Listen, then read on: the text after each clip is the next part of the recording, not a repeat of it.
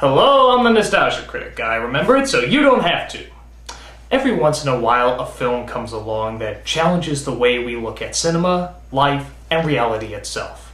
A film that dares to take risks, be different, and not succumb to the rules and boundaries that Hollywood has set up for them. This, my friends, is one of those movies. I am, of course, talking about the indescribable genius of Surf Ninjas. Now, many of you may look at this film and say, hey, this is the worst piece of shit I've ever paid money to see. But that's because you're not seeing the true symbolic meaning behind what looks like a gigantic load of elephant dung. For if we look at Surf Ninjas with open eyes and critical analysis, we may see something deeper than even the filmmakers could have possibly imagined. Let's take a look.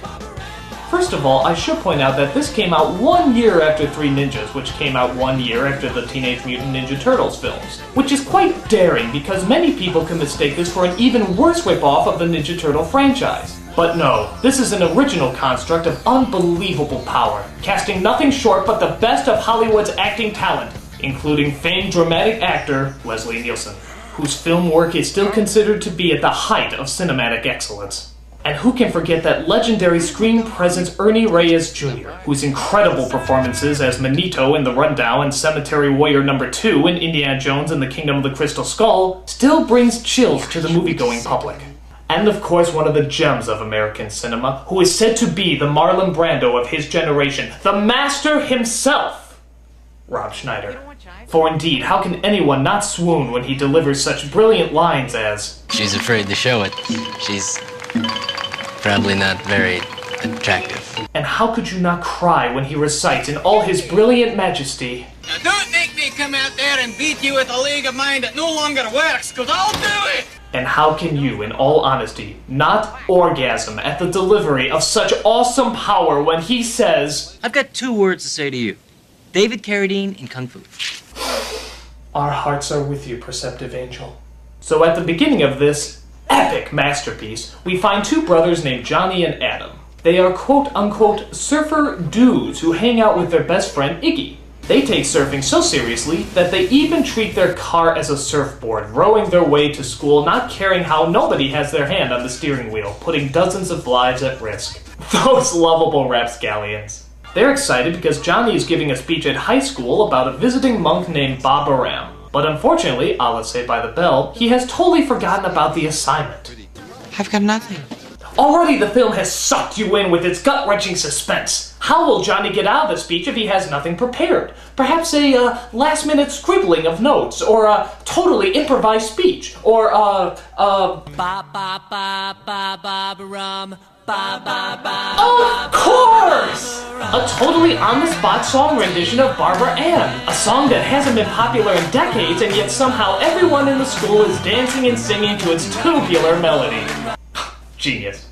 But little do they know that ninjas are looking to kill the 2 boys as they dress in the same color camouflage as the Street Fighter movie. This scene right here is obviously referencing Francis Ford Coppola's Apocalypse Now, because as we all know, they are both on the exact same emotional wavelength. Horror has a face, and you must make a friend of horror.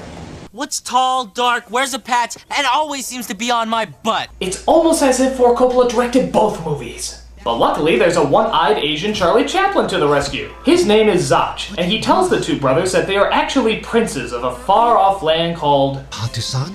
Portusan? You mean those toilets at construction sites? Ew. This may seem like a lame joke, but it's not. It's genius. So Zach tells the brothers about the island of Patusan. It was the most peaceful place on earth. And one day the people gathered to celebrate the birth of Crown Prince Autumn and his brother, Crown Prince Yanni. Colonel Chi, a foreign mercenary, devastated our country. Notice the low-angle shot here. That is to indicate that Leslie Nielsen is the bad guy. I'm often reminded of the low-angle shots in Citizen Kane, the greatest movie of all time. Don't worry about me! I'm Charles Foster Kane! We just want to drive, but the man won't let us. Can you see the emotional similarities to these magnum opuses? I challenge you to say no! Also notice Leslie Nielsen's look of absolute evil when he approaches young Zach. That still haunts my nightmares. So Nielsen gets knocked over and gets half of his face squashed by an elephant. It may seem like he's standing in that spot on purpose or even getting under the elephant for no apparent reason, but my thought is that it's much like Wotan and the shattering of his spear. He knows his destiny, and instead of running away from it, he embraces his doom in a collaboration of zoom shots and what seems like lazy editing. Genius! So thus, Nielsen has to wear a plastic mask on half of his face, no doubt symbolizing the duality of his character. In any other film, this would look positively retarded. But because it's in this film, it works. Meanwhile, we see that little Adam has the whimsical power to see images of the future. And what device does he use to harness his visions? Not fumes from the cracks of the earth like the Oracle, not an enchanted fountain like the Mirror of Galadriel, but rather a Sega Game Gear that shows Adam exactly what's going to happen in a matter of seconds. It's like the legends of Greek mythology live again! Also notice the use of Playboy magazines here, even though this is so obviously a children's film. Always pushing the envelope, this movie, challenging us with the threat of sexual arousal. So Zach takes Johnny, Adam, and of course adorable Iggy, to the center headquarters of all the Padusan people, a Chinese restaurant. The best Patusani food in LA. There, Johnny's introduced to his future wife, who is arranged to marry him. Proof that people don't need to have relationships or similar interests, as long as they are both attractive, true love will shine through. But the ninjas arrive, and so Johnny must discover his true ability as a ninja warrior, not through years of physical training, not through the hardships of mental wisdom, but through magic. Notice the use of Beethoven's Ode to Joy, no doubt exactly the subject matter he had in mind when he wrote this epic piece. Note also that the ninjas, rather than get up and fight some more, roll out of the way as if to say, I had my chance, and now I must let others take my place. These guys are going where no other film dares! After a local cop gets thrown into the mix, our heroes set ashore to the island of Padusan. Here, we hear more of the characters' wonderful dialogue as they quote such timeless phrases that will no doubt never age. Wasn't it styling? Fully. Mono surf! Let's shred! Laser pumping! Psych. No worries, bro. Ain't it bitchin'? One, two, dudes! How could they have predicted that phrases like psych and pumpin' would still be words used even to this day? I'll tell you how. Genius! So while on the island, they come across even more nasty ninjas who hold our heroes hostage. But wait a minute, little Adam has an idea. Ah yes, running over the ninjas with their jeep. Notice how the ninjas at no point ever use their guns to stop the oncoming threat, even though they have plenty of time to do so. How fascinating. So they take the jeep while fighting off the other soldiers with the ninjas' most ancient weapon of battle, dynamite. Haha! That'll show those who value human life as a treasured gift. As if this film hasn't taken enough risks already, they actually dare to make a brave anti-smoking statement in the middle of a chase scene, no less. Cigarettes. Yeah. I know I should quit. Maybe you should get the patch. Look who I'm talking to. Yes, inspired poet, let us all look into the deepest areas of our soul and see who we are talking to. G to the E to the N with an I-U-S. Genius! Which is quite interesting, seeing how this film says playboys are good and yet smoking is bad. Mixed messages or conflicting issues? Knock knock, who's there? Genius! After the chase scene, Zach gives them all sacred headbands made out of tie-dye shirts and sends what's left of their bodacious army to the villain's evil fortress. Not since the ending of Stanley Kubrick's Paths of Glory has a collection of warriors and fighters seemed so powerful and so moving, I dare you not to shed a tear while watching this awesome display. The only problem is, the villain's fortress is surrounded by another large stretch of water. How can our heroes possibly cross? Of course! Turn the trees into surfboards! Absolutely brilliant.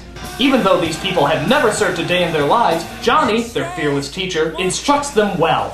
Remember, bend your knees, use your arms. And that's all you need! Bend your knees and swing your arms, surfing in 2 seconds! Suck it, Scorsese! But as if that wasn't enough, this film is also brave enough to confront racial sensibilities as well. Brothers don't surf. Let's get back to the hood. Won't none of the homies talk to me again. Yes! Brothers don't surf! Bringing into the light a stereotype I didn't even know existed! 911 emergency, what seems to be the problem? Yes, I seem to be having an overwhelming amount of genius! So our heroes infiltrate the heavily guarded fortress, armed not with swords, not with guns, but with giant yellow flags. That should throw off the militarily armed goons. They are so terrified at the poetry of the moment that they don't even have time to use their guns and instead just fling themselves at the invading troops. Now I know what a lot of you are thinking. How could they possibly have those flags when they so obviously didn't bring them over on their surfboards? Well, I'll tell you how.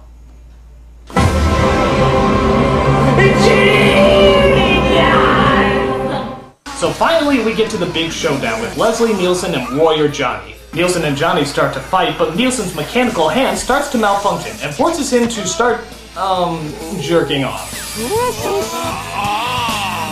Now I know a lot of you are wondering why on earth did they put that scene there? Well, I'll tell you why. I have absolutely no clue. I think it's pretty fucking disgusting. So Johnny defeats the evil villain, brings order to Pakistan, and makes a breathtaking speech that even Barack Obama would cry at. Because I was born into royalty, I'm no different from you. Put my face on a stamp, 50-cent piece, and let's call it a day. And what epic masterpiece wouldn't be complete without another rendition of Ba Ba Baran, as Ba Baran himself sings the song while wearing a beautiful necklace of yak testicles.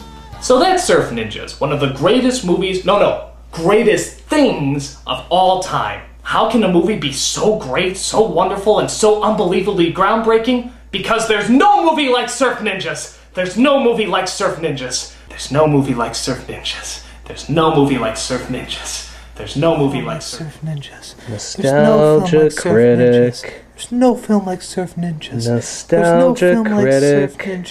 There's no film like Surf. Wake up! Oh, Margot, Rob, Mike, what happened to me? You got shot in the head pretty good there, Nostalgia Critic. But how? How did it happen? Oh, that was me. I shot you in the head. Sorry. I'm the Nostalgia Critic. I remember it, so you don't. Sorry, my bad. Oh, I had the most horrible dream. And you were there. And you. And you. Really? No. I dreamt I was watching a horrible, horrible movie. And I liked it. What was it? Surf Ninjas. And how was it? It was the most god-awful piece of retro shit that I ever had to sit through in my entire... Okay, calm down. Oh, but I'm me again. This is my room, and you're all here in glorious brown and white. And I'm never, ever gonna like anything, ever again. Somewhere over the rainbow, way up high, there's a land that I heard of once in a lullaby.